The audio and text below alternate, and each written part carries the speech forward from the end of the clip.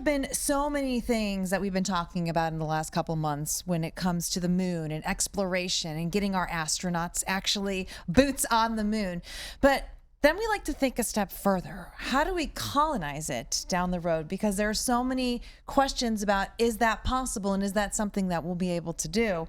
Joining me now is Sarah Wolff. She's an assistant professor at The Ohio State University for Mechanical and Aerospace Engineering, and also a senior author on a study that's going to use moon dirt to build future lunar colonies. Yeah. To be fair, we used lunar regolith simulant, so it wasn't the actual real moon dirt. That's very difficult to acquire, but there are some labs and places where you can purchase things or simulant that really emulates the chemical composition and the shape and size of moon dirt itself. So why dirt? Is it because it's the only thing available? Yeah, that's part of it. When we go up to space, right, we're going to have to take huge payloads, and we want to minimize that so we can save on the amount of fuel we need, the amount of energy we need, and we want to maximize the parts that we actually need to bring to space.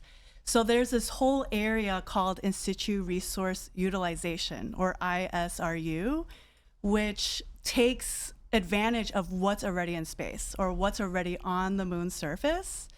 So in that case, we can use the moon dirt or the lunar regolith and try to transform that into habitats, tools, infrastructure, instead of having to ship all kinds of heavy materials from Earth. Okay, that makes sense. Yeah. So how did you test this? I know you did a special new study to come up with the information of how this would be possible to make it happen. Yeah, it's very difficult. So we created our own custom 3D printer. We call it an additive manufacturing system, but essentially it's a glove box. So you can have a vacuum in there, you can create your own environments. We have a laser system, and then we flow our moon dirt, our lunar regolith simulant, and we melt that with the laser, and then we can go layer by layer like a 3D printer and build something from the ground up, essentially. But there's still a lot of challenges, as you can imagine. So would you actually be taking a 3D printer to space? Yeah, that's the hope. Wow, that's wild. I mean, there must be a lot that would have to go into it, so it could be sustaining all the different types of conditions and harsh environments, space weather, things like that. Yeah, exactly. So there are 3D printers on the International Space Station already, and people have been testing welding in like microgravity conditions. But the hope is if you can take a 3D printer to space, then you can build a lot of things that you need from there instead of bringing things up. But it is going to be difficult because we don't know the exact conditions. And that's why the Artemis 2 missions are helping us understand more about what's going on the lunar surface. So are you working in particular with NASA or any other organizations? Is this a grant that the university got so the students can be involved with this research? Yeah, so this was funded by the Ohio State Institute for Materials and Manufacturing Research. So we have our own internal office that provides little seed grants so that you can go for bigger grants like NASA later down the road.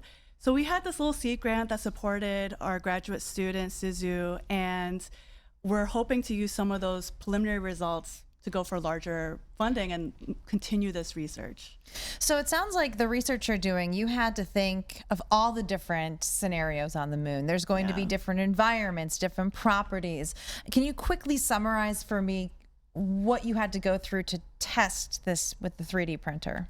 Yeah, so the first one is a vacuum environment, right? A lot of our 3D printers, especially for high melting point materials like ceramics or metal, which is our moon dirt, require a laser, and they also are not in these vacuum environments. They're really hard to manufacture in this environment. So our custom printer enables this partial vacuum environment.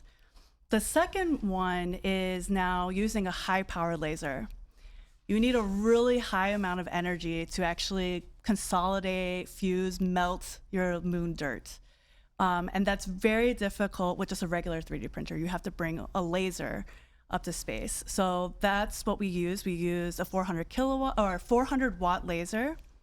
And then the third one, which we cannot emulate yet, is microgravity. Right. So hopefully that's something we can do in the future, maybe with like a low parabolic flight or a space elevator, or sending something up to the space station or something. How far away are you from getting something into space? Yeah, so that depends on funding. Of course. But if we could, get some funding, then we can put something into space, try out the lunar regolith or the moon dirt, and see how that prints.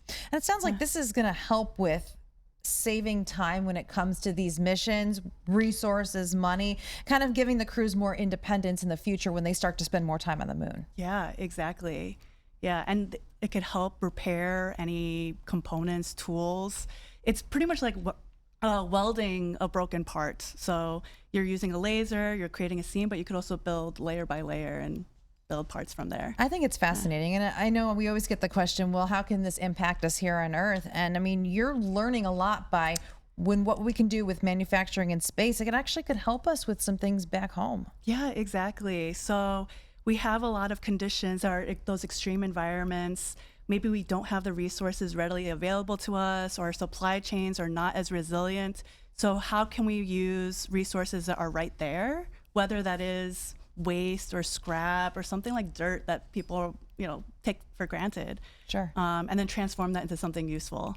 I think that's fantastic. And I love how it's happening right here in Columbus at the Ohio State University. Yeah. So Sarah Wolff, thank you so much for coming on and sharing what's happening that we may not know about. I mean, we talk a lot about OSU football, big fan, but it's cool to see the things in STEM that we are doing to help develop not just Earth, but the moon and beyond. Yeah. Thank you so much, Meredith. Thank you.